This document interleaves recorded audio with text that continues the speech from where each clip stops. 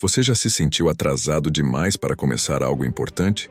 Já olhou ao redor e pensou que perdeu tempo demais, que sua chance passou, que deveria ter começado 10, 20 anos atrás? Pois então, prepare-se para conhecer a história de um homem que começou sua verdadeira missão aos 80 anos de idade. Não, você não leu errado. 80 anos. Uma idade em que a maioria das pessoas está pensando em descansar, em aproveitar os netos, em contar histórias do passado. Mas esse homem estava apenas começando a missão mais impossível da história antiga: libertar 2 milhões de escravos do império mais poderoso do mundo. Estamos falando de Moisés, o líder que passou 8 décadas se preparando para 4 décadas de glória. E se você acha que isso foi tempo perdido, essa história vai virar sua perspectiva de cabeça para baixo. A verdade é que vivemos numa cultura da pressa. Tudo precisa ser rápido, viral, instantâneo. Empreendedores de 20 anos criando empresas bilionárias, influenciadores ficando famosos da noite para o dia, sucessos meteóricos que parecem acontecer sem esforço.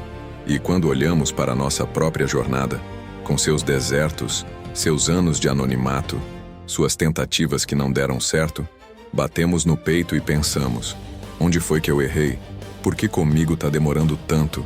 Mas e se eu te dissesse que a preparação longa não só não é desperdício, como pode ser exatamente o que vai te diferenciar de todo mundo que queimou etapas e implodiu no meio do caminho? E se os anos que você acha que perdeu forem, na verdade, a fundação que vai sustentar o peso da sua missão quando ela finalmente chegar? Moisés não era um cara qualquer. Ele se tornaria o profeta mais importante do judaísmo, o autor dos 5 primeiros livros da Bíblia, o libertador de uma nação inteira. Mas antes de ser tudo isso, ele foi um bebê condenado à morte, um príncipe no exílio, um fugitivo no deserto, um pastor anônimo durante 40 anos. Sua vida foi dividida em 3 atos perfeitos de 40 anos cada. 40 anos no palácio do faraó aprendendo como impérios funcionam, 40 anos no deserto desaprendendo sua arrogância, e 40 anos liderando o povo mais teimoso da história, através de um deserto literal e metafórico. E aqui está o paradoxo que vai te deixar pensando por dias. Se Deus pudesse ter usado Moisés a qualquer momento, por que esperar 80 anos? Por que não chamá-lo aos 20, cheio de energia e ideais?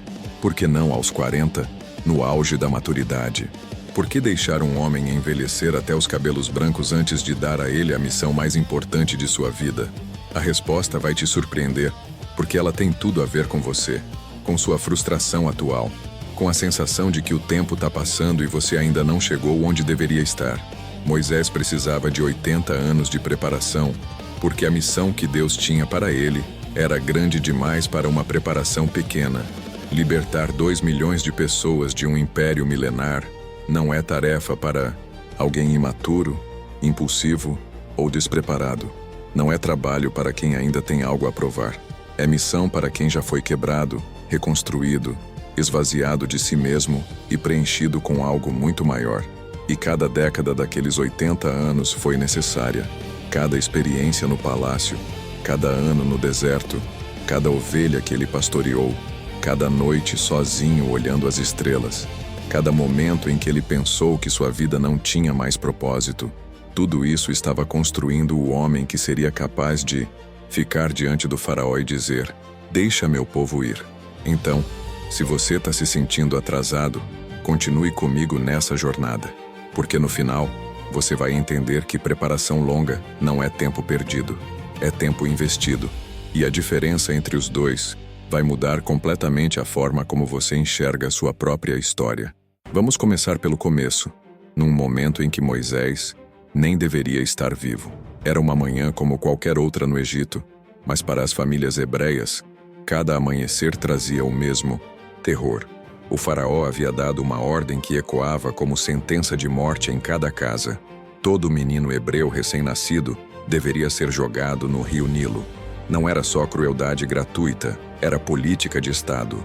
Os hebreus tinham se multiplicado tanto que o Egito começou a vê-los como ameaça. Então o império fez o que impérios fazem quando tem medo. Tentou eliminar o problema pela raiz. E naquele contexto de genocídio institucionalizado, uma mulher hebreia chamada Joquebede deu à luz um menino. Ela olhou para aquele bebê e sabia que não podia mantê-lo escondido para sempre. Bebês choram, bebês fazem barulho, e os soldados egípcios não eram conhecidos pela compaixão. Mas ela também não conseguia simplesmente entregar seu filho para a morte. Então ela fez algo desesperado, algo que misturava fé e coragem numa proporção impossível de medir. Joquebede teceu um cesto com juncos, impermeabilizou ele com betume e piche, colocou seu bebê dentro e depositou o cesto entre os juncos na margem do rio Nilo. Tecnicamente, ela estava obedecendo à ordem do faraó de colocar o bebê no rio. Mas ela não jogou, ela posicionou. Deixou a irmã mais velha do bebê, Miriam, observando de longe para ver o que aconteceria. E o que aconteceu a seguir foi uma ironia que só a história poderia escrever. A filha do faraó, justamente a filha do homem que ordenou a morte de todos os bebês hebreus, desceu ao rio para se banhar. Ela viu o cesto, mandou suas servas pegarem, abriu e encontrou um bebê chorando. E aqui está o detalhe que muda tudo. Ela sabia que era um bebê hebreu. As escrituras deixam isso claro, mas ao invés de cumprir a ordem de seu pai, ela decidiu adotá-lo. Chamou ele de Moisés, que significa tirado das águas, e levou ele para o palácio. Miriam, esperta como era, ofereceu uma ama de leite hebreia para cuidar do bebê. E quem foi a ama? A própria mãe de Moisés, Joquebede. Então Moisés não só sobreviveu, como foi criado no palácio que matava seu povo, enquanto sua própria mãe o amamentava e, provavelmente, contava para ele nos primeiros anos quem ele realmente era. A ironia era brutal e estratégica. O menino que deveria estar morto estava sendo criado com a melhor educação que o mundo antigo podia oferecer. O Egito não era qualquer civilização, era o superpoder da época. Eles tinham bibliotecas gigantescas, conhecimento avançado de matemática, astronomia, medicina, arquitetura e administração. E Moisés teve acesso a tudo isso. Ele cresceu como príncipe egípcio, neto do faraó, com professores particulares ensinando ele sobre guerra, política, religião e gestão de impérios. Enquanto seus irmãos hebreus carregavam tijolos sob o chicote, ele aprendia a comandar exércitos. Enquanto eles misturavam barro, ele estudava os segredos de como o Egito governava milhões de pessoas através de burocracia, hierarquia e poder centralizado. E tudo isso, sem que ninguém soubesse, estava preparando ele para uma missão futura. Porque você não liberta um povo de um império sem entender como aquele império funciona. Você não derruba Golias sem conhecer seus pontos fracos.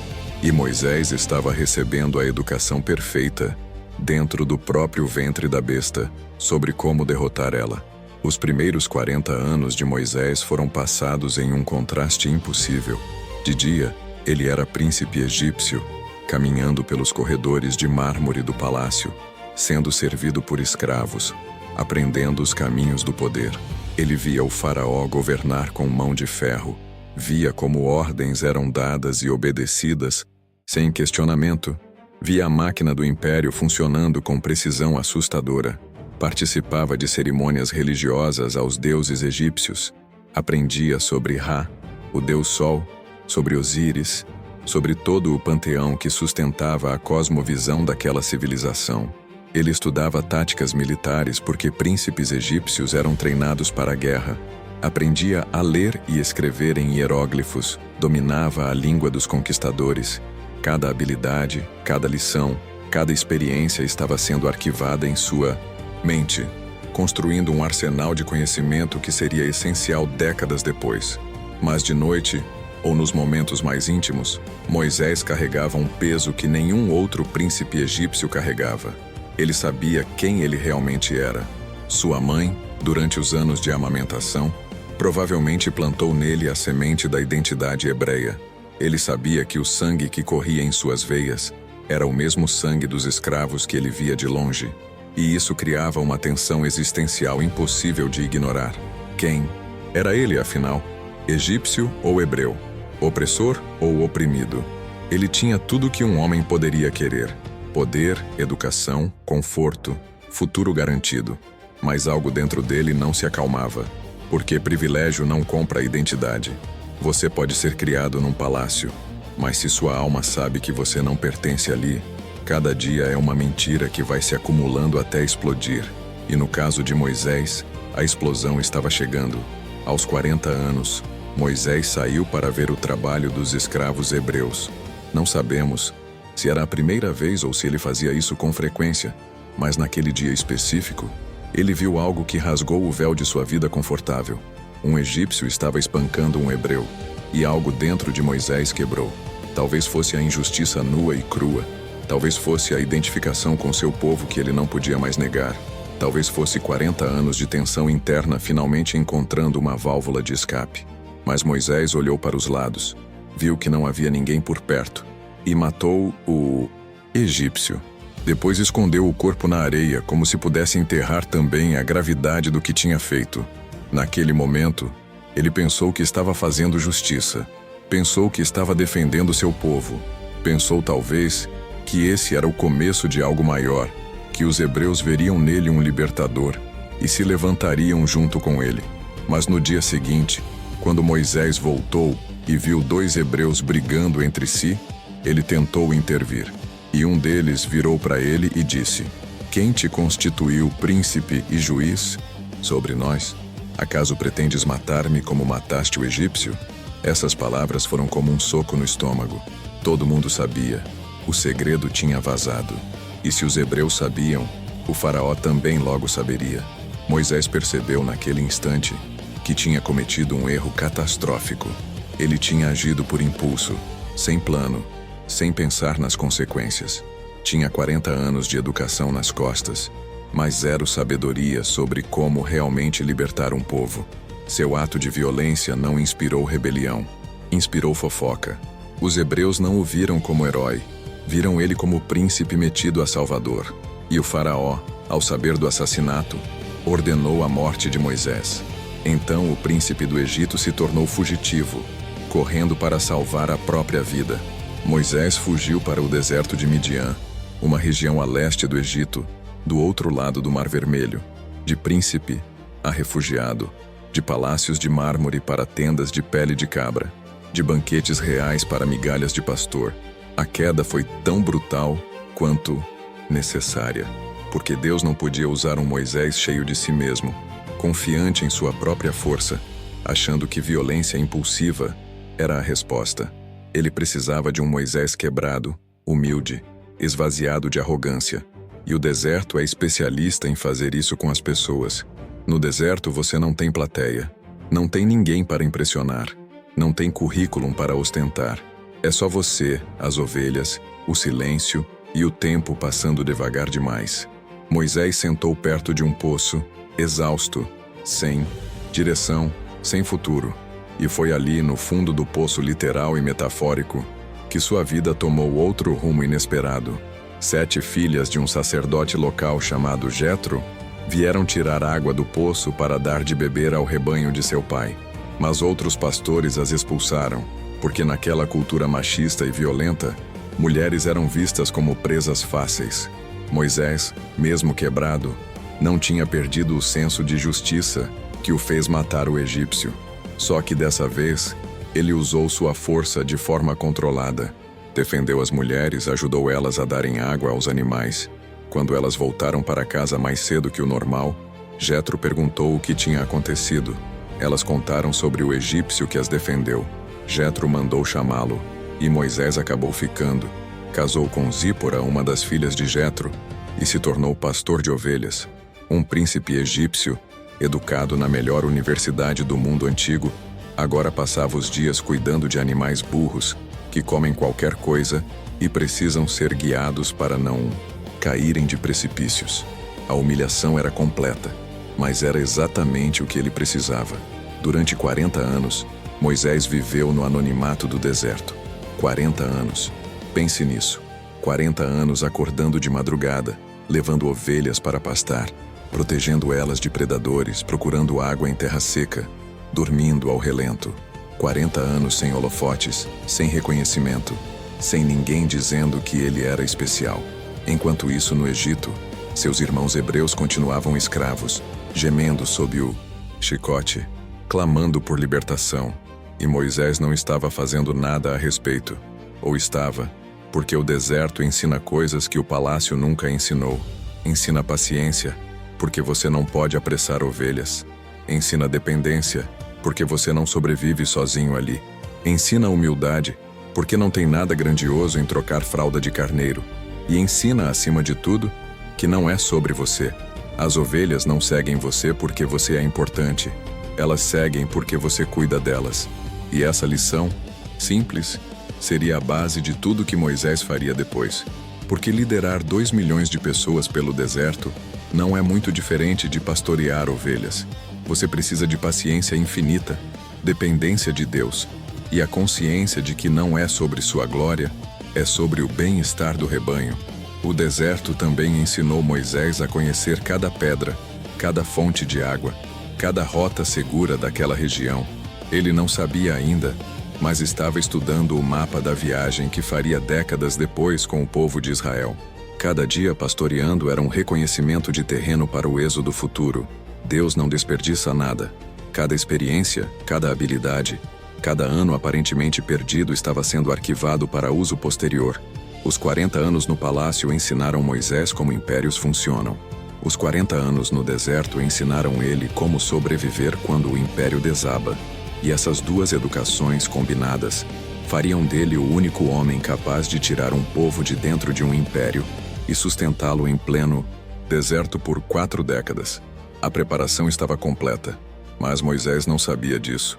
Ele achava que sua vida tinha acabado aos 40 anos, quando fugiu do Egito. Achava que seria pastor de ovelhas até morrer, até o dia em que viu algo impossível. Moisés tinha 80 anos quando tudo mudou. 80. Uma idade em que a maioria das pessoas da época já estava morta ou perto disso. Mas naquele dia, enquanto pastoreava o rebanho de seu sogro perto do Monte Horebe, ele viu algo que o fez parar no meio do caminho. Um arbusto estava pegando fogo, mas não se consumia. Não era uma ilusão de ótica causada pelo calor do deserto. Era fogo real em galhos reais, mas a planta não queimava.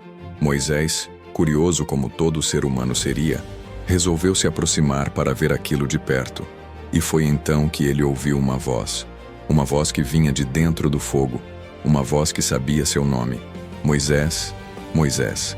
E ele, com o coração acelerado, respondeu: Eis-me aqui. A voz disse: Não te aproximes. Tira as sandálias dos pés, porque o lugar em que estás é terra santa. E então a voz se identificou: Eu sou o Deus de teu pai, o Deus de Abraão, o Deus de Isaque e o Deus de Jacó. Moisés escondeu o rosto, porque teve medo de olhar para Deus. Mas Deus não tinha terminado. Ele disse que tinha visto a aflição de seu povo no Egito, que tinha ouvido o clamor deles por causa dos seus opressores, e que tinha descido para libertá-los. E então veio a parte que mudaria a vida de Moisés para sempre. Portanto, vem agora, e eu te enviarei ao faraó, para que tires o meu povo, os filhos de Israel, do Egito. Imagine o choque. 80 anos. 80 anos de vida. 40 deles pastoreando ovelhas no anonimato. E de repente Deus aparece e diz: Agora é sua hora. Vá ao Egito. Enfrente o império mais poderoso do mundo e liberte 2 milhões de escravos. Moisés poderia ter dito: Finalmente. Poderia ter pulado de alegria, abraçado a missão com os 2 braços. Mas não foi isso que aconteceu, porque 80 anos de vida também trazem 80 anos de dúvidas, medos e consciência das próprias limitações. A primeira reação de Moisés foi: Quem sou eu para ir ao faraó e tirar os filhos de Israel do Egito? Repare na pergunta. Quem sou eu? 40 anos atrás, ele sabia quem era. Era príncipe. Tinha confiança. Matou um egípcio achando que poderia fazer diferença. Mas 40 anos de deserto tinham esvaziado ele de qualquer ilusão de grandeza. Agora, ele era só um pastor velho, esquecido, irrelevante. E Deus respondeu, com a única resposta que importa: Eu serei contigo. Não é sobre quem você é, Moisés. É sobre quem eu sou. Mas Moisés não estava convencido. Ele levantou outra objeção. E se eles não acreditarem em mim? Se perguntarem qual é o nome desse Deus que te enviou? O que eu digo? E Deus respondeu com o nome mais misterioso e poderoso da história: Eu sou o que sou. Diga a eles que eu sou, me enviou. Não um Deus entre muitos, não uma força impessoal, mas o Deus que existe por si mesmo, que não precisa de explicação, que simplesmente é. Mas Moisés ainda tinha mais desculpas. Terceira objeção: eu não sei falar bem. Sou pesado de boca e pesado de língua. Isso pode significar que ele tinha alguma dificuldade de fala, ou simplesmente que não era orador nato. De qualquer forma, ele estava dizendo: Deus, você escolheu a pessoa errada. Escolhe alguém eloquente, carismático, que saiba convencer multidões. E Deus, com uma paciência infinita, respondeu: quem fez a boca do homem? Não sou eu? Vai, eu estarei com tua boca e te ensinarei o que deves falar. Mas Moisés ainda não estava convencido. Quarta desculpa. E essa foi a que irritou Deus. Ah, Senhor, envia aquele que hás de enviar. Em outras palavras, manda outro, qualquer outro. Eu não quero essa missão. E aí, as Escrituras dizem que a ira do Senhor se acendeu contra Moisés. Mas mesmo assim, Deus não desistiu dele. Disse que Arão, irmão de Moisés, seria seu porta-voz. Moisés falaria para Arão, e Arão falaria para o povo e para o faraó. 5 desculpas. 5 tentativas de recusar a missão. E se você já se sentiu inadequado para algo grande que Deus colocou na sua frente, você não está sozinho. Moisés, o maior libertador da história, tentou recusar 5 vezes. Mas aqui está a verdade que muda tudo. Deus não estava procurando alguém qualificado. Ele estava procurando alguém disponível. E depois de 80 anos de preparação, quebrando a arrogância de Moisés, esvaziando ele de confiança própria, ensinando ele a depender, a ter paciência, a pastorear. Agora Moisés estava pronto. Não porque era forte, mas porque sabia que era fraco. Não porque era eloquente, mas porque sabia que precisaria de ajuda. Não porque era jovem e cheio de energia, mas porque era velho e cheio de sabedoria sobre suas próprias limitações. E foi justamente isso que o tornou o homem certo para a missão. Então, depois de muita insistência divina, Moisés finalmente aceitou. Pegou sua família, sua vara de pastor, e voltou para o Egito depois de 40 anos de exílio. A volta ao Egito deve ter sido surreal. 40 anos atrás, Moisés tinha fugido de lá como fugitivo, com o faraó querendo sua cabeça. Agora ele voltava, velho e cansado, mas com uma missão divina. Ele encontrou Arão, seu irmão, que tinha permanecido no Egito todos esses anos. Deus tinha falado com Arão também, preparando ele para se juntar a Moisés nessa jornada. Os 2 irmãos, reunidos depois de décadas, agora trabalhando juntos numa missão impossível. Primeiro, eles foram aos anciãos de Israel, contaram sobre o encontro de Moisés com Deus e fizeram os sinais que Deus tinha dado a Moisés como prova. A vara virando serpente, a mão ficando leprosa e sendo curada, água virando sangue. Os anciãos acreditaram.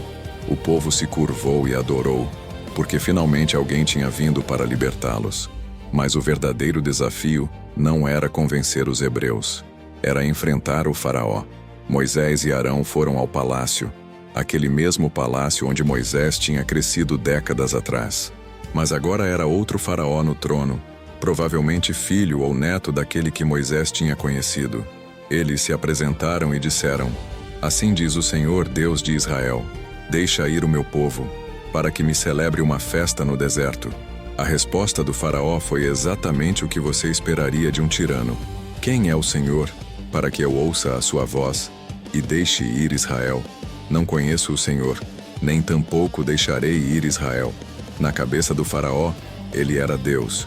O Egito tinha uma teologia que divinizava o governante. Então, quando Moisés vinha falar sobre outro Deus, um Deus que ele deveria obedecer, isso não era só um pedido político, era uma blasfêmia teológica. E o faraó não reagiu bem. Na verdade, ele reagiu piorando a situação dos hebreus. Ordenou que os capatazes não fornecessem mais palha para os escravos fazerem tijolos, mas exigiu a mesma cota de produção. Agora os hebreus teriam que encontrar sua própria palha e ainda produzir a mesma quantidade de tijolos. O resultado foi previsível. Eles não conseguiram, foram espancados e voltaram furiosos contra Moisés e Arão. Disseram: que o Senhor vos julgue, porque fizestes o nosso caso repugnante diante do Faraó e diante dos seus servos, dando-lhes a espada na mão para nos matar. Moisés, desanimado, voltou a Deus e praticamente desabafou: Senhor, por que maltrataste a este povo? Por que me enviaste? Desde que me apresentei ao Faraó para falar em teu nome, ele tem maltratado a este povo, e tu de nenhum modo livraste o teu povo. Era o início de um padrão que se repetiria durante os próximos 40 anos. Moisés sendo espremido entre um Deus que dava ordens e um povo que reclamava. Mas Deus não tinha terminado. Ele disse a Moisés que agora o Faraó veria o que ele faria. E começou então uma das narrativas mais épicas da história antiga. As 10 pragas do Egito. Não eram pragas aleatórias. Cada uma delas era um ataque direto a um deus egípcio específico. O Egito tinha uma religião politeísta complexa, com deuses para tudo. Para o rio, para o sol, para a fertilidade, para os animais, para a vida e para a morte. E Deus ia desmontar esse panteão inteiro, um deus de cada vez, mostrando que nenhum deles tinha poder real. A primeira praga foi a transformação da água do Nilo em sangue. O Nilo era sagrado, considerado fonte de vida, associado ao deus Hapi. Quando Moisés estendeu sua vara sobre as águas e elas viraram sangue, não foi só um desastre ecológico, foi uma declaração teológica. Seu Deus, rio, não tem poder nenhum. A segunda praga foram rãs invadindo todo o Egito. Casas, camas, fornos, tudo infestado de rãs. A deusa Heket, associada a rãs e fertilidade, foi ridicularizada. A terceira praga foram piolhos, um ataque direto à limpeza ritual que os egípcios tanto valorizavam. Os magos do faraó, que tinham conseguido imitar as 2 primeiras pragas usando truques, não conseguiram produzir piolhos, e disseram: isto é o dedo de Deus. Mas o faraó endureceu seu coração. A quarta praga foram enxames de moscas, mas só na região egípcia. Na terra de Gósen, onde os hebreus viviam, não havia moscas. Deus estava fazendo distinção entre seu povo e os egípcios. A quinta praga foi uma pestilência que matou todo o gado egípcio, mas nenhum gado hebreu. Outro golpe nos deuses associados a animais como Apis, o boi sagrado. A sexta praga foram úlceras dolorosas que apareceram em egípcios e em seus animais sobreviventes. Os magos, que até ali pelo menos tentavam competir com Moisés, agora nem conseguiam ficar em pé diante do faraó por causa das úlceras.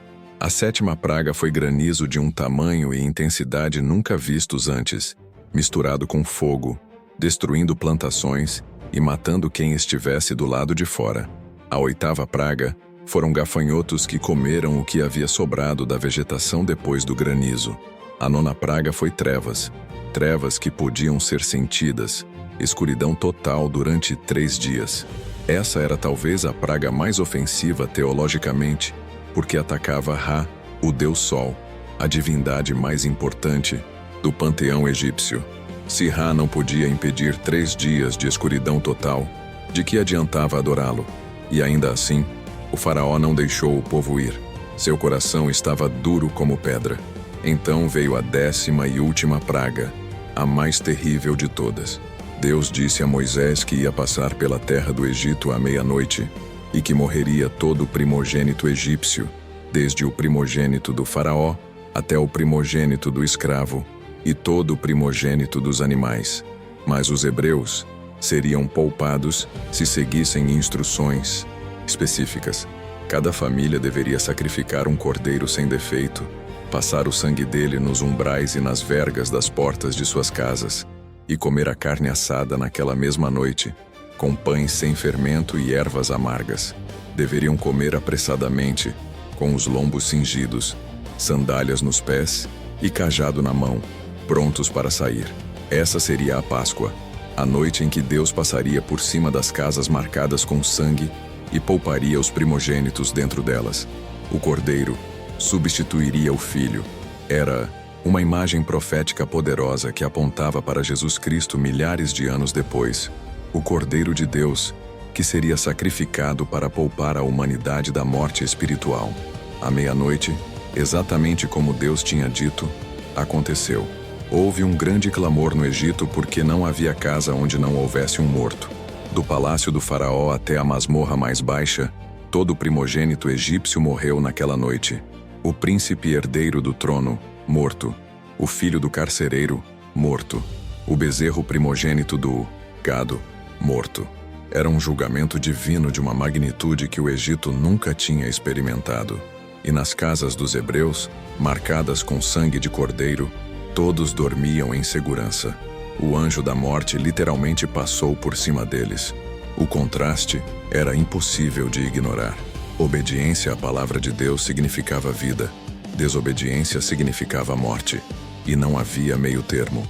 O faraó, que tinha perdido seu próprio filho naquela noite, chamou Moisés e Arão ainda de madrugada.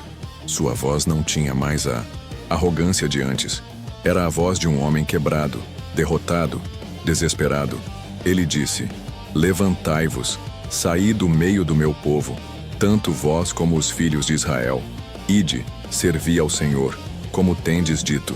Levai também convosco vossas ovelhas e vosso gado, como tendes dito. Ide e abençoai-me também a mim. Os egípcios, apavorados, pressionaram os hebreus a saírem rapidamente, dando a eles prata, ouro e roupas, qualquer coisa para fazê-los partir logo. E assim, depois de 430 anos de de escravidão, 2 milhões de pessoas saíram do Egito numa única noite. Saíram tão rápido que não tiveram tempo de deixar o pão crescer, por isso comeram pães sem fermento. Saíram carregando ossos de José, que antes de morrer, tinha feito os filhos de Israel jurarem que o levariam de volta para a terra prometida. Saíram não como fugitivos envergonhados, mas como um exército triunfante, levando consigo as riquezas do Egito. Moisés, aos 80 anos, estava finalmente cumprindo a missão para a qual tinha sido preparado durante 8 décadas.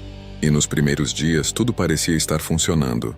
Deus ia à frente deles numa coluna de nuvem durante o dia e numa coluna de fogo durante a noite, guiando o caminho. Eles marcharam para o leste, em direção ao Mar Vermelho. Mas então algo mudou. Deus instruiu Moisés a fazer o povo acampar em frente ao mar, numa posição que parecia estrategicamente idiota. Eles estavam encurralados, com o mar à frente e deserto dos lados.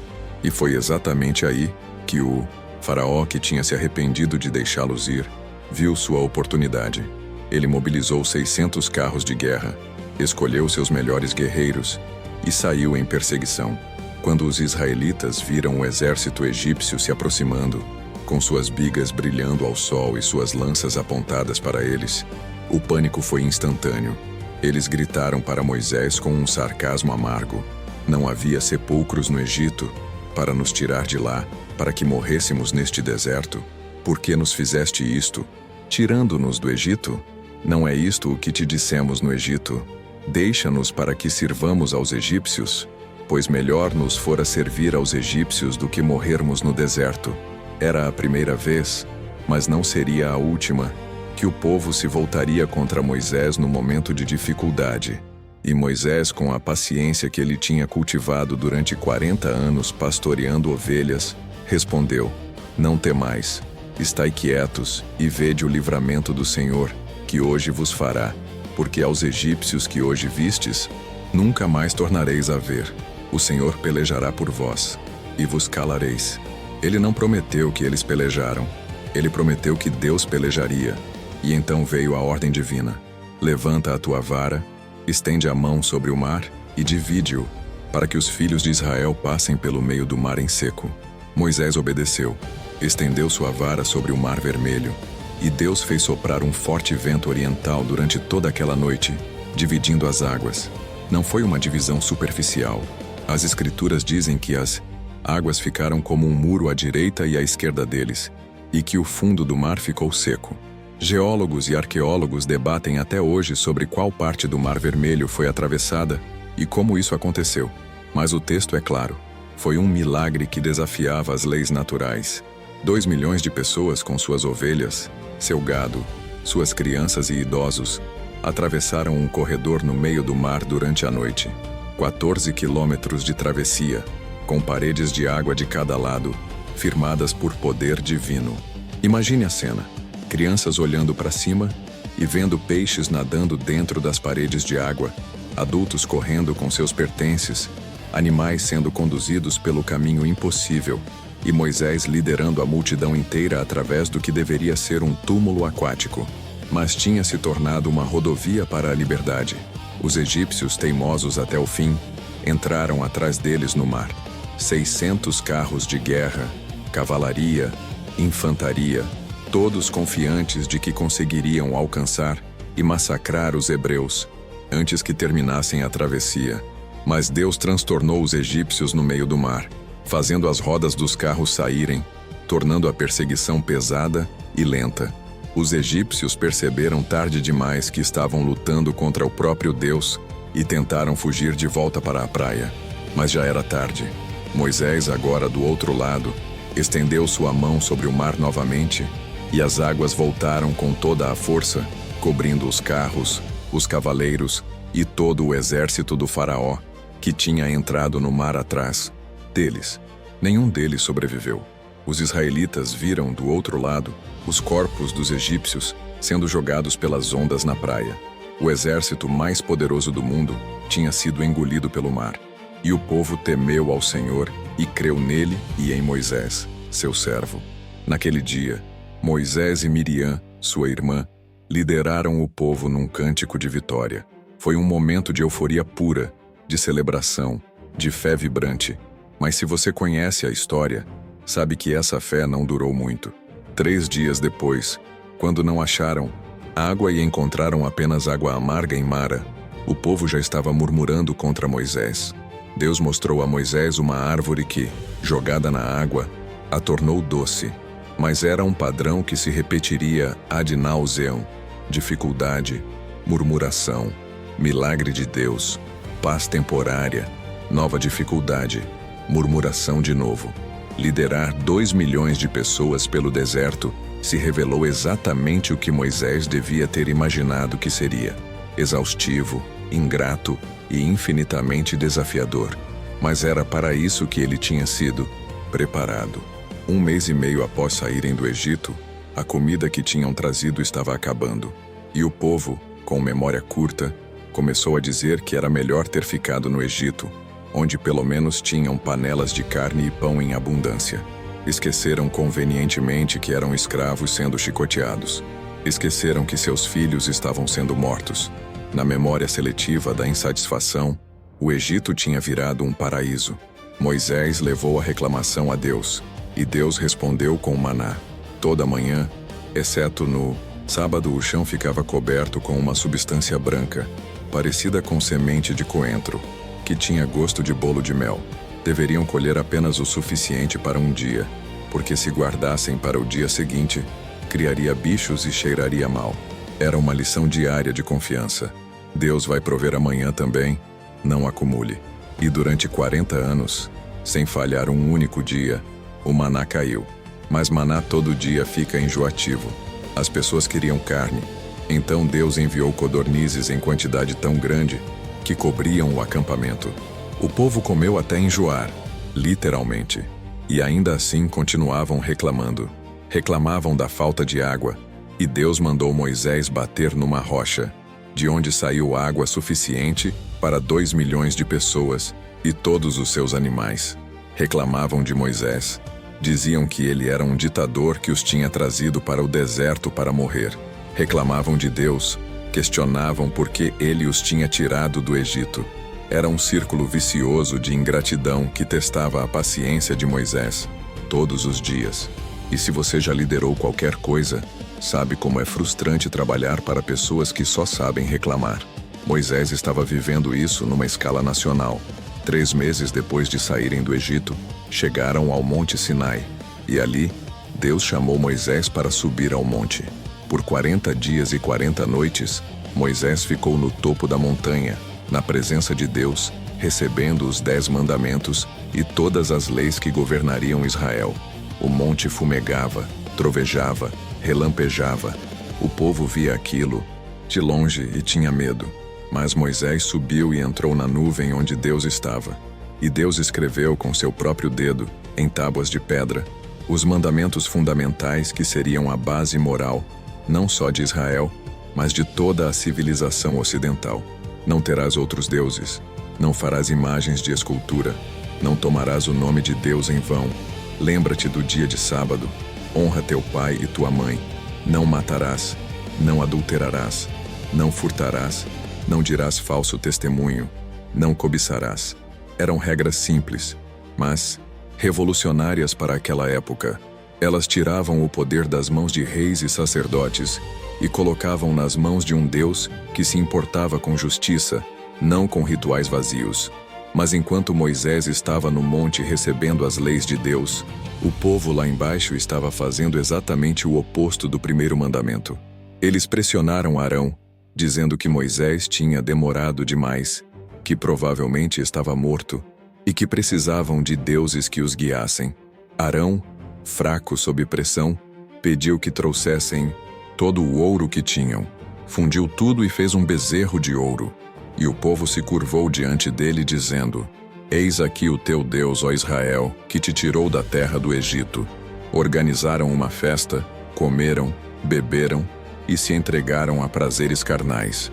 40 dias. Foi o tempo que levou para um povo que tinha visto 10 pragas, atravessado o Mar Vermelho a pé e comido maná do céu, se voltar para um ídolo de metal. A natureza humana é brutal assim. Esquecemos de Deus na primeira dificuldade e nos prostramos diante de qualquer coisa que nos dê conforto imediato. Deus disse a Moisés o que estava acontecendo e quis destruir o povo inteiro, prometendo fazer de Moisés uma nova grande nação. Mas Moisés intercedeu. Ele argumentou com Deus, pediu misericórdia, lembrou das promessas feitas a Abraão, Isaque e Jacó, e Deus se arrependeu do mal que tinha dito que faria. Moisés desceu do monte com as 2 tábuas da lei nas mãos, tábuas escritas pelo próprio dedo de Deus. Mas quando chegou perto do acampamento e viu o bezerro de ouro, viu o povo dançando, ouviu a música profana, algo dentro dele se rompeu. A raiva foi tão intensa que ele jogou as tábuas no chão e elas se quebraram aos pés do monte. Pegou o bezerro de ouro, queimou ele no fogo, moeu até virar pó, espalhou o pó sobre a água e fez o povo beber. Era uma humilhação deliberada. Vocês querem adorar isso? Então comam. Depois disso, Moisés convocou os levitas, que ficaram do lado de Deus, e ordenou que executassem os líderes da rebelião. 3.000 homens morreram naquele dia. Era justiça brutal, mas necessária para estabelecer que Deus não era uma divindade que podia ser ignorada ou substituída por ídolos. E então, Moisés subiu ao monte de novo e pediu perdão pelo povo. Disse a Deus que, se ele não perdoasse Israel, apagasse o nome dele, Moisés, do livro da vida também. Era uma intercessão de amor sacrificial, o tipo de liderança que coloca o bem do povo acima da própria salvação. Deus perdoou, mas disse que as consequências permaneceriam. E Moisés teve que fazer novas tábuas, nas quais Deus escreveria os mandamentos novamente. A lei permaneceria, mas a traição do povo ficaria marcada na história. O restante do tempo no Sinai foi dedicado a construir o tabernáculo, uma tenda portátil onde Deus habitaria no meio do povo. Moisés recebeu instruções detalhadas sobre cada material, cada medida, cada objeto sagrado. A Arca da Aliança, onde as tábuas da lei seriam guardadas, coberta com ouro puro, com 2 querubins de ouro nas pontas, o altar de bronze onde sacrifícios seriam oferecidos, o candelabro de ouro com 7 braços, a mesa dos pães da proposição, o altar do incenso, as cortinas, as colunas, as bases. Tudo tinha significado, tudo apontava para verdades espirituais profundas. E quando o tabernáculo ficou pronto, a glória de Deus desceu sobre ele de tal forma que nem Moisés conseguia entrar. A nuvem cobria o tabernáculo de dia e fogo à noite. E quando a nuvem se levantava, o povo sabia que era hora de seguir viagem. Quando a nuvem parava, eles acampavam. Deus estava literalmente liderando a jornada. Mas a jornada em si foi longa e dolorosa. Após deixarem o Sinai, os israelitas caminharam em direção à terra de Canaã, a terra prometida. Levou pouco tempo para chegarem perto da fronteira. Se tudo tivesse corrido bem, eles poderiam ter entrado na terra em menos de 2 anos após saírem do Egito. Mas quando chegaram em Cádiz Barneia, na fronteira de Canaã, Moisés enviou 12 espiões, um líder de cada tribo, para reconhecer a terra, ver como era o povo que vivia lá, se as cidades eram fortificadas, se a terra era fértil. Os espiões ficaram 40 dias explorando, e quando voltaram, trouxeram um cacho de uvas tão grande que 2 homens tinham que carregá-lo numa vara. Trouxeram romãs e figos. A terra realmente manava leite e mel. Era fértil além da imaginação. Mas 10 dos 12 espiões trouxeram um relatório negativo. Eles disseram: a terra é boa, mas o povo que habita nela é forte. As cidades são fortificadas e muito grandes. Vimos gigantes lá, filhos de Anak, e éramos aos nossos olhos como gafanhotos, e assim também éramos aos olhos deles. Era um relatório baseado no medo, não na fé. Mas 2 espiões, Josué e Calebe, discordaram completamente. Calebe se levantou no meio da multidão e disse: Eia, subamos e possuamo-la em herança, porque seguramente prevaleceremos contra ela. Mas os outros 10 espiões reforçaram o medo, dizendo que seria suicídio tentar conquistar aquela terra. E o povo, ao invés de confiar em Deus que tinha feito tantos milagres por eles, acreditou no relatório negativo. Começaram a chorar, a reclamar, a falar em escolher um novo líder e voltar para o Egito. Era a rebelião mais absurda possível. Depois de tudo que Deus tinha feito, eles queriam voltar para a escravidão. Moisés e Arão se prostraram diante de toda a congregação. Josué e Calebe rasgaram suas vestes em desespero e tentaram convencer o povo. A terra que passamos a espiar é terra muitíssimo boa. Se o Senhor se agradar de nós, então nos fará entrar nessa terra e nola dará, terra que mana leite e mel. Tão somente não sejais rebeldes contra o Senhor, e não temais o povo dessa terra, porquanto são eles nosso pão. Retirou-se deles o seu amparo, e o Senhor é conosco. Não os temais. Mas o povo estava tão enraivecido que começou a falar em apedrejar Josué e Calebe. Foi quando a glória do Senhor apareceu no tabernáculo, e Deus disse a Moisés que ia destruir aquele povo inteiro e fazer de Moisés uma nação maior e mais forte. Mais uma vez Moisés intercedeu, e mais uma vez Deus perdoou, mas as consequências foram severas. Deus declarou que nenhum daqueles que tinham 20 anos ou mais, que tinham visto todos os milagres e ainda assim não confiaram nele, entraria na terra prometida. Eles vagaram pelo deserto até que todos dessa geração morressem. Os únicos que entrariam seriam Josué e Calebe, os 2 espiões fiéis, e a nova geração que cresceria no deserto. E, como os espiões tinham passado 40 dias explorando a terra, o povo vagaria 40 anos no deserto, 1 ano para cada dia. Era uma sentença amarga, mas justa, e significava que Moisés, que já tinha 80 anos, passaria o resto de sua vida liderando um povo condenado a vagar, sabendo que ele mesmo nunca entraria na terra que tanto desejava ver. Esses 40 anos foram uma mistura de milagres e rebelião constante. O povo se revoltou contra Moisés várias vezes. Corá, Datã e Abirão lideraram uma rebelião, questionando a autoridade de Moisés e Arão, dizendo que toda a congregação era santa e que eles não tinham o direito de se elevar sobre os outros. Moisés, cansado das acusações, disse que Deus mostraria quem ele havia escolhido. No dia seguinte, a terra se abriu e engoliu Corá, Datã, Abirão e todos os que estavam com eles. Eles desceram vivos para o Seol, a terra se fechou sobre eles e pereceram do meio da congregação. 250 homens que ofereciam incenso também foram consumidos por fogo. Era um julgamento divino dramático que mostrava que Deus não tolera desafio à liderança que ele mesmo estabeleceu. Mas no dia seguinte, inacreditavelmente, o povo murmurou de novo, acusando Moisés e Arão de terem matado os rebeldes. A ira de Deus se acendeu, e uma praga começou a matar o povo. Moisés ordenou que Arão pegasse o incensário, colocasse fogo do altar e incenso nele, e corresse para o meio do povo para fazer expiação. Arão correu e ficou entre os mortos e os vivos, e a praga parou. Mas 14.700 já tinham morrido. Era uma lição brutal. Rebelião contra Deus tem consequências fatais. E ainda assim, o povo não aprendia. Eles reclamavam de tudo: de Moisés, de Arão, da comida, da água, do maná, do deserto, de Deus.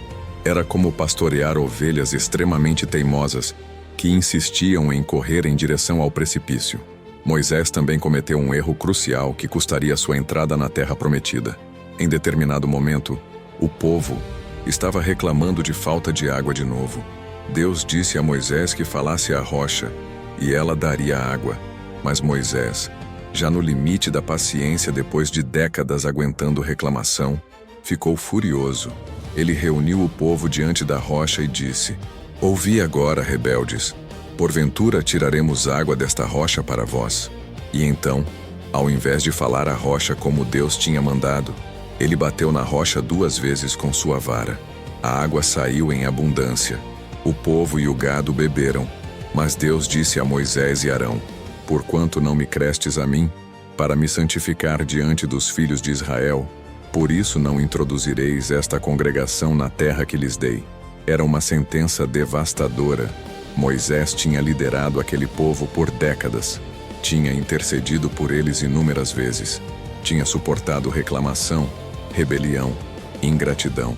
E agora, por causa de um momento de raiva, um momento em que ele agiu por impulso ao invés de seguir a instrução exata de Deus, ele não entraria na terra prometida. Pode parecer injusto, mas a lição era clara. Líderes são mantidos num padrão mais alto. Quando você representa Deus diante do povo, sua obediência precisa ser exata. E aquele momento de desobediência foi o resultado de algo mais profundo. Moisés tinha se apropriado da glória. "Porventura tiraremos água desta rocha para vós?" Não era Moisés que daria água, era Deus. Mas na frustração, Moisés falou como se ele e Arão fossem os responsáveis pelo milagre. E Deus não compartilha sua glória com ninguém. Os anos continuaram passando. Arão morreu no Monte Hor, e Moisés o despiu das vestes sacerdotais e as colocou em Eleazar, filho de Arão, que assumiu o sacerdócio. Miriam, irmã de Moisés, também morreu. A geração rebelde foi morrendo aos poucos no deserto, exatamente como Deus tinha dito. E uma nova geração cresceu, uma geração que não tinha conhecido o Egito, que tinha nascido ou crescido no deserto, que tinha visto os milagres de Deus durante toda a vida. Essa geração seria diferente. Seria ela que entraria na terra prometida. E quando finalmente chegou o momento, depois de 40 anos de peregrinação, o povo de Israel estava acampado nas planícies de Moabe, do outro lado do Jordão, olhando para Jericó. A terra estava ali, na frente deles. Mas Moisés não entraria. Deus chamou Moisés para subir ao Monte Nebo no alto de Pisga.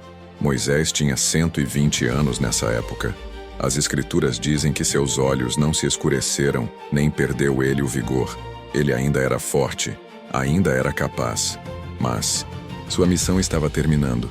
Do topo daquele monte, Deus mostrou a Moisés toda a terra prometida, Gileade até Dan, toda a terra de Naftali, a terra de Efraim e Manassés, toda a terra de Judá até o mar ocidental, o Neguebe e a planície do vale de Jericó, a cidade das palmeiras, até Zoar.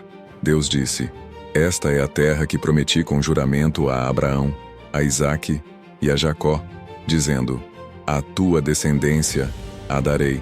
Eu te fiz vê-la com os teus olhos, porém, para lá não passarás." Imagine o que Moisés sentiu naquele momento. Ele podia ver a terra, estava tão perto, mas não podia entrar. Moisés morreu ali, no Monte Nebo, na terra de Moabe, conforme a palavra do Senhor.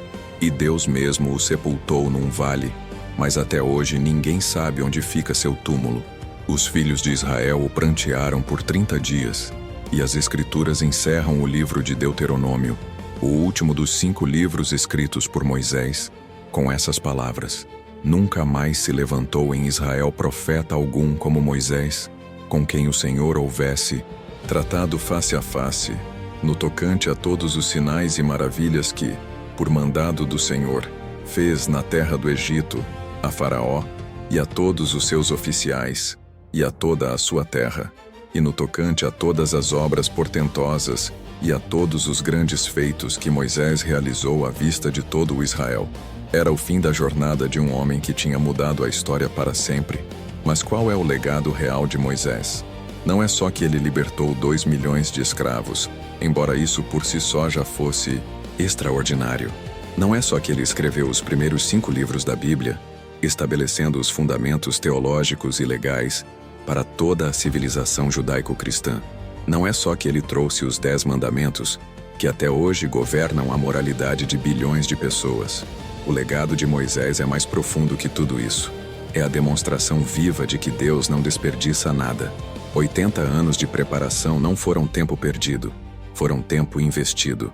Os 40 anos no palácio ensinaram Moisés como impérios funcionam, como o poder é exercido, como sistemas complexos são administrados. Os 40 anos no deserto ensinaram ele humildade, paciência, dependência de Deus e como guiar um rebanho através de terra árida. E esses 80 anos combinados o tornaram o único homem capaz de fazer o que precisava ser feito nos 40 anos seguintes. Mas tem um detalhe que não pode ser ignorado. A mesma preparação que o equipou foi quase arruinada por um momento de falta de controle emocional. 80 anos de preparação, décadas de liderança fiel, incontáveis intercessões pelo povo, e um único momento de raiva custou a Moisés a entrada na terra prometida. Isso não é crueldade divina, é uma lição sobre a importância do autocontrole. Você pode ter toda a preparação do mundo, todas as habilidades, toda a experiência, mas se você não souber controlar suas emoções nos momentos críticos, pode perder aquilo pelo qual trabalhou a vida inteira. Moisés bateu na rocha quando deveria ter falado a ela. Parece um detalhe pequeno, mas revelava algo maior. No calor da frustração, ele desobedeceu a Deus e se apropriou da glória que pertencia só a Deus. E isso teve um custo. Essa história nos ensina que preparação longa é necessária, mas não é suficiente. Você também precisa de execução paciente, de obediência consistente, de controle emocional, até nos momentos de maior pressão. Moisés fez quase tudo certo. Quase. Mas aquele quase custou caro. E se isso soa duro, talvez seja porque vivemos numa cultura que romantiza o talento e subestima o caráter. Achamos que se somos bons no que fazemos, podemos ser descuidados em como fazemos. Mas Deus não funciona assim. Para Ele, o como importa tanto quanto o que. E um líder que não consegue controlar suas emoções, que age por impulso, que toma a glória para si, não é um líder que Deus pode usar plenamente. Não importa quão preparado ele seja. Então, o que você faz com isso? Como você aplica a história de Moisés à sua própria vida? Primeiro, pare de achar que você está atrasado. Se Moisés começou aos 80, você não está atrasado. Você está sendo preparado. Cada experiência, cada deserto, cada momento de anonimato, cada habilidade que você adquiriu em contextos que parecem não ter nada a ver com seu propósito final, tudo isso está sendo arquivado. Deus não desperdiça nada. Os anos que você passou num emprego que odiava te ensinaram sobre resiliência e sobre como não liderar. Os relacionamentos que não deram certo te ensinaram sobre você mesmo e sobre o que você realmente precisa. Os fracassos te esvaziaram de arrogância e te encheram de dependência. Você não perdeu tempo. Você investiu tempo, mesmo sem saber. Segundo, reconheça que Deus muitas vezes nos prepara em 2 fases opostas. Moisés teve o palácio e o deserto. O palácio lhe deu conhecimento. O deserto lhe deu humildade. E ele precisava dos 2. Se você só tem conhecimento sem humildade, você vai implodir. Se você só tem humildade sem conhecimento, você não vai conseguir executar quando a oportunidade chegar. Então, se você está passando por uma fase que parece o oposto do que você viveu antes, não resista. Abrace. Se você viveu anos de visibilidade e agora está no anonimato, aprenda as lições do deserto. Se você viveu anos de anonimato e agora as portas estão se abrindo, use o conhecimento que você adquiriu, mas não perca a humildade que o deserto te deu. As 2 fases trabalham juntas para te moldar. Terceiro, Aceite que seu deserto pode durar muito tempo. 40 anos é muito tempo. Uma geração inteira. Se você está no seu 3º ano de deserto e já está desesperado, respire fundo. Pode ser que você tenha mais 37 pela frente. Pode ser que sua preparação seja longa porque sua missão é grande. Não compare seu processo com o de ninguém. Cada pessoa tem um tempo de preparação diferente, calibrado exatamente para o tamanho da missão que Deus tem para ela. E quanto maior a missão, mais profunda precisa ser a preparação. Não é punição, é sabedoria divina. Deus não vai te colocar para liderar 2 milhões de pessoas se você só tem paciência para liderar 10. Ele não vai te dar responsabilidade de império se você só aprendeu a administrar uma barraca. Então, se o deserto está durando, é porque o que vem depois é grande demais para uma preparação pequena. 4. Entenda que as reclamações das pessoas nunca vão parar. Moisés fez milagres absurdos e o povo reclamava 3 dias depois. Tirou eles da escravidão e eles queriam voltar. Deu a eles maná do céu e eles enjoaram.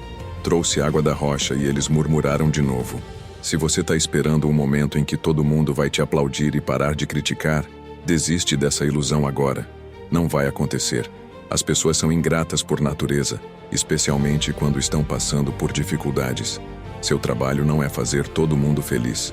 Seu trabalho é obedecer a Deus e liderar na direção que Ele te mostrou, mesmo quando as pessoas estão gritando que você está errado. Moisés fez isso por 40 anos. Você consegue fazer pelo tempo que Deus te der. 5º, e talvez o mais importante, controle suas emoções nos momentos críticos. Moisés perdeu a entrada na Terra Prometida por causa de um momento de raiva. Um momento. 80 anos de preparação, 40 anos de liderança fiel. E um momento de descontrole custou tudo. Isso não significa que você precisa ser perfeito. Ninguém é. Mas significa que você precisa estar constantemente trabalhando no seu caráter, especialmente nas áreas onde você sabe que é fraco. Se você tem problema com raiva, trabalhe nisso. Se você tem problema com orgulho, trabalhe nisso. Se você tem problema com impulsividade, trabalhe nisso. Porque no momento crítico, quando a pressão está no máximo, você não vai agir baseado em quem você quer ser, mas em quem você realmente é. E se você não trabalhou seu caráter durante a preparação, ele vai explodir durante a execução. A vida de Moisés também nos ensina algo sobre chamados tardios. Vivemos numa cultura obcecada com juventude, com prodígios, com pessoas que explodem cedo. Mas alguns dos chamados mais importantes da história vieram tarde na vida. Moisés aos 80, Abraão aos 75, Noé aos 500. Coronel Sanders fundou o KFC aos 65. Laura Ingalls Wilder publicou seu primeiro livro aos 64. Vera Wang entrou na moda aos 40. A escritora Mary Wesley publicou seu primeiro romance aos 70.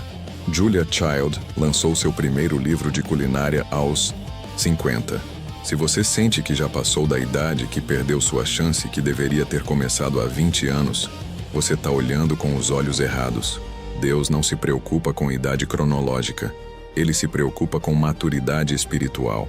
E às vezes, essa maturidade só vem com décadas de vida vivida, de erros cometidos, de orgulho quebrado, de dependência aprendida. Outra coisa que a história de Moisés revela é que grandes líderes raramente veem o fruto completo do seu trabalho. Moisés não entrou na Terra Prometida. Ele viu de longe, mas não pisou nela. E isso dói, não tem como romantizar. Mas o legado dele não foi diminuído por isso. Ele cumpriu sua parte, libertou o povo, deu a eles a lei, os guiou através do deserto, os preparou para a conquista.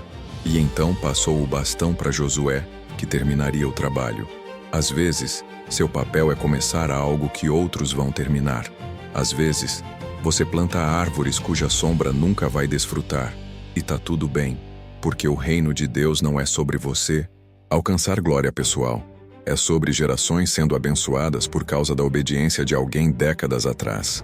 E tem algo profundamente reconfortante em saber que Moisés, mesmo não entrando na Terra Prometida, não foi esquecido por Deus.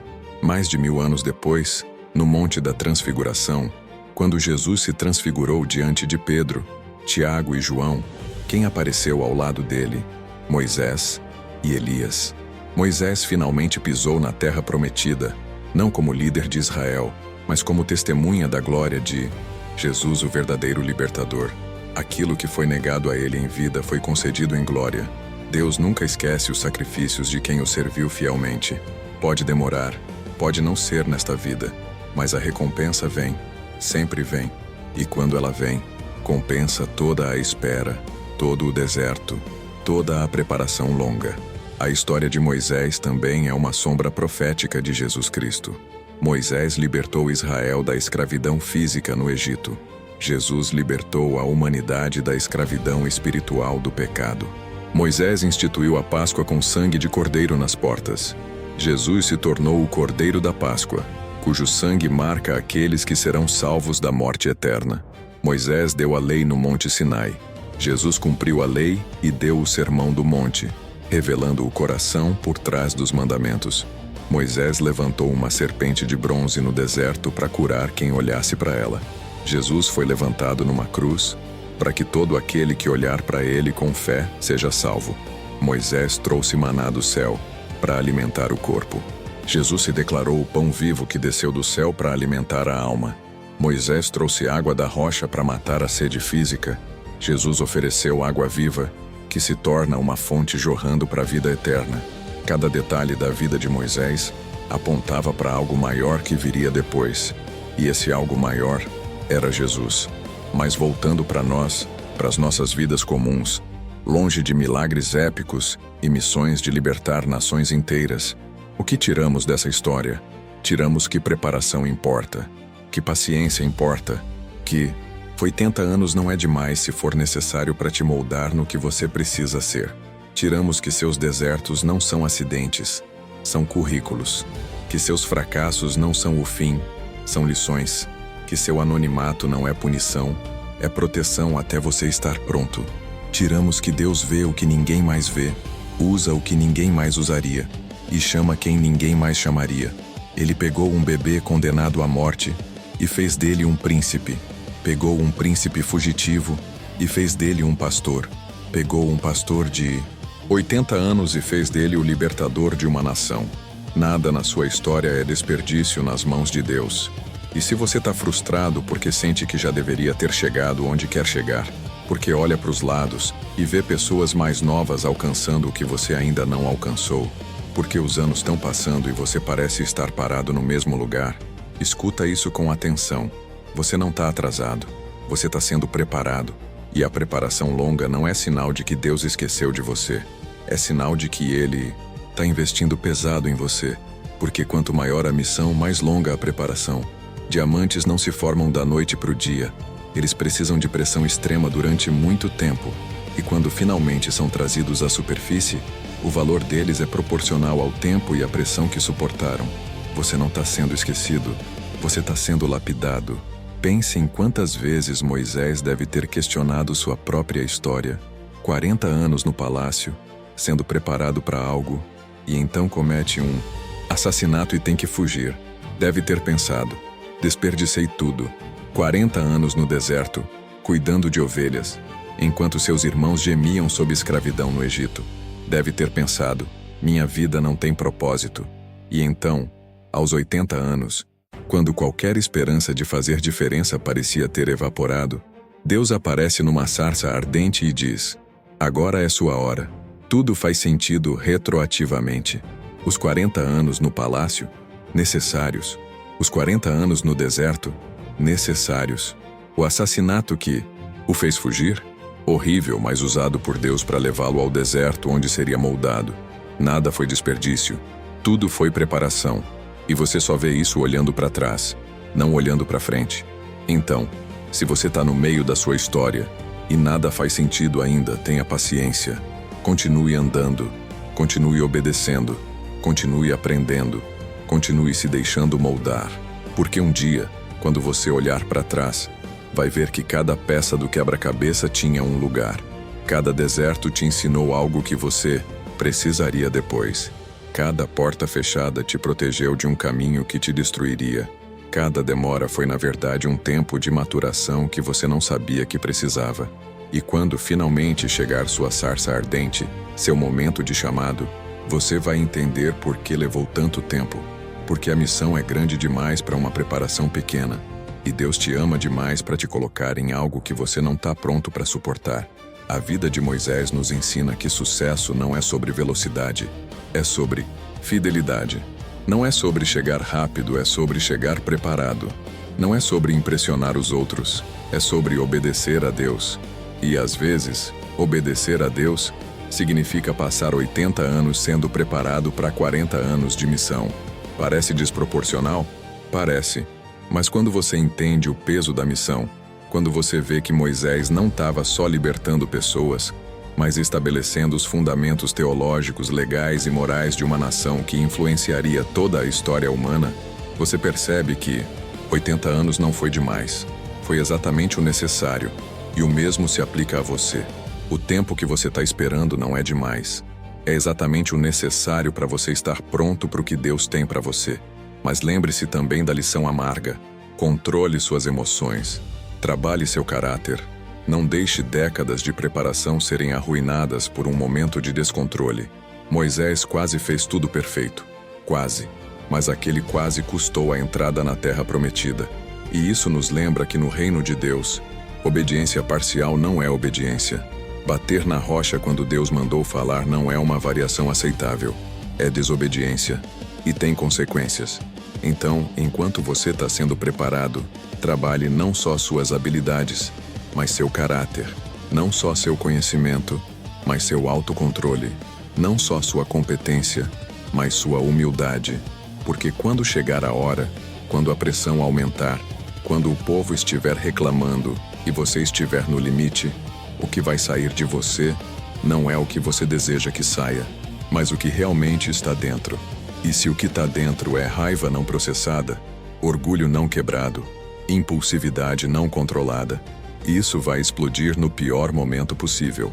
A história de Moisés é também um lembrete de que liderança é solidão. Ele subiu ao monte sozinho para encontrar Deus. Desceu sozinho carregando as tábuas da lei. Intercedeu sozinho quando Deus queria destruir o povo. Morreu sozinho no Monte Nebo. Liderança sempre tem um componente de solidão, porque você vê coisas que outros não veem. Carrega pesos que outros não carregam. Toma decisões que outros não entendem. E se você está sentindo essa solidão agora, saiba que você está em boa companhia. Moisés sentiu. Jesus sentiu. Todo líder que Deus usou para fazer algo significativo, sentiu. Não é sinal de que você está fazendo algo errado. É sinal de que você está fazendo algo importante. Coisas importantes raramente vêm com multidões aplaudindo. Elas vêm com você, Deus, e o peso da missão. E para encerrar, deixa eu te fazer algumas perguntas provocativas. Você está disposto a esperar 80 anos se for isso que Deus requerer de você? Ou você vai desistir no ano 5 porque não viu resultados rápidos? Você está disposto a ser quebrado no deserto, a ter sua arrogância esvaziada, seu orgulho moído, suas ilusões destruídas? Ou você quer atalhos que te deixem intacto, mas também imaturo? Você está disposto a liderar pessoas ingratas que vão reclamar de você mesmo quando você está fazendo o melhor por elas? Ou você precisa de aplausos constantes para continuar?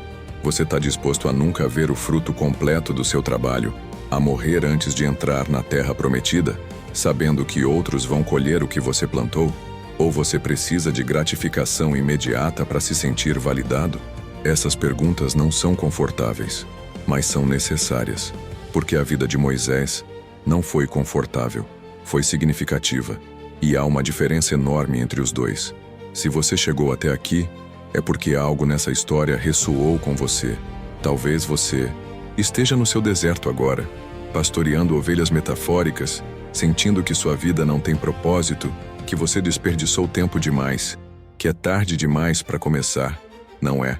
Talvez você esteja nos seus 40 anos de palácio, acumulando conhecimento e habilidades, mas sentindo que algo não bate, que você não pertence àquele lugar, que há uma identidade mais profunda que você precisa descobrir. Descubra. Talvez você já tenha 80 anos, literalmente, e acha que sua vida acabou, que você não tem mais nada a contribuir. Você tem. Deus não se aposentou de usar pessoas idosas. Ele, na verdade, prefere elas, porque elas têm algo que jovens não têm: sabedoria conquistada através de décadas de vida. Seja qual for sua fase, entenda isso. Deus não desperdiça nada. Cada ano, cada experiência, cada deserto, cada porta fechada, tudo está sendo usado para te preparar para algo. Então, o que você vai fazer com essa informação? Vai continuar reclamando do tempo que perdeu? Ou vai começar a enxergar esses anos como investimento? Vai continuar com pressa, tentando forçar portas, queimando etapas? Ou vai confiar no tempo de Deus, mesmo quando ele parece lento demais? Vai trabalhar só suas habilidades? Ou vai trabalhar também seu caráter, sabendo que um momento de descontrole pode custar décadas de preparação? Vai desistir no meio do deserto? Ou vai continuar caminhando, confiando que há uma terra prometida do outro lado, mesmo que você não a veja ainda? Essas são as escolhas que definem se sua vida vai ser um desperdício ou uma obra-prima. E a diferença não está na velocidade, está na fidelidade. Não está em quanto tempo demora, está em como você usa o tempo enquanto espera. Moisés passou 80 anos sendo preparado para 40 anos de glória. E esses 40 anos mudaram a história para sempre. Ele não entrou na terra prometida, mas seu legado entrou. A lei que ele trouxe ainda governa. Os livros que ele escreveu ainda são lidos. O Deus que ele revelou ainda é adorado. E 3.500 anos depois, ainda estamos falando sobre ele. Porque preparação longa não é tempo perdido, é tempo investido. É fundação sendo construída, é raiz sendo aprofundada. E quando finalmente chega a hora da árvore crescer, ela não cai no primeiro vento, porque a raiz é profunda. Então, seja paciente com seu processo. Abrace seu deserto. Aprenda suas lições. Trabalhe seu caráter. Controle suas emoções. E quando sua sarça ardente aparecer, quando Deus te chamar para o impossível, você vai estar pronto. Não porque você é perfeito, mas porque você foi preparado. E essa preparação, por mais longa que seja, vai fazer toda a diferença. Agora me diz, essa história mudou alguma coisa em você? Você consegue ver seus anos de espera com outros olhos? Você está disposto a confiar que Deus sabe o que está fazendo, mesmo quando parece que ele está demorando demais? Se sim, deixa um comentário aqui embaixo contando qual fase da vida de Moisés mais se conecta com o momento que você está vivendo agora. Você está no palácio, aprendendo, mas sentindo que não pertence? Está no deserto, sendo quebrado e moldado? Ou está diante da sarça ardente, sendo chamado para algo impossível e cheio de desculpas? Compartilhe a sua história, porque ela pode inspirar alguém que está passando pela mesma coisa. E se esse conteúdo te ajudou de alguma forma, se te fez enxergar sua própria jornada com mais esperança, faz duas coisas para mim. Primeiro, se inscreve no canal e ativa o sininho, porque a gente está toda semana trazendo histórias reais de pessoas que mudaram o mundo. Histórias que te fazem perceber que você também pode fazer diferença. Não importa sua idade, seu passado, ou quanto tempo você acha que perdeu. E segundo, compartilha esse vídeo com alguém que precisa ouvir que não está atrasado, que está sendo preparado. Pode ser aquele amigo que está desanimado, aquela pessoa da família que sente que a vida passou, aquele colega que está frustrado porque as coisas não aconteceram no tempo que ele esperava. Manda para essa pessoa, porque às vezes a história de Moisés é exatamente o que alguém precisa ouvir para não desistir no meio do deserto. Lembra, 80 anos de preparação não foram tempo perdido, foram tempo investido. E os seus anos também não são perdidos, são investimento. Deus está trabalhando mesmo quando você não vê, está te moldando mesmo quando dói, está te preparando mesmo quando parece que nada está acontecendo. Então respira fundo, confia no processo e continua andando, porque sua sarça ardente está vindo. Seu mar vermelho vai se abrir, sua terra prometida existe. E quando você finalmente chegar lá, quando olhar para trás e ver toda a jornada, você vai entender por que levou tanto tempo, porque a missão era grande demais para uma preparação pequena. E você é importante demais para Deus te colocar em algo que você não está pronto para carregar. Então continua. Tua hora está chegando. E quando ela chegar, 80 anos de espera vão fazer todo sentido. Palavra de quem conhece a história de Moisés e Sabe que Deus nunca desperdiça nada.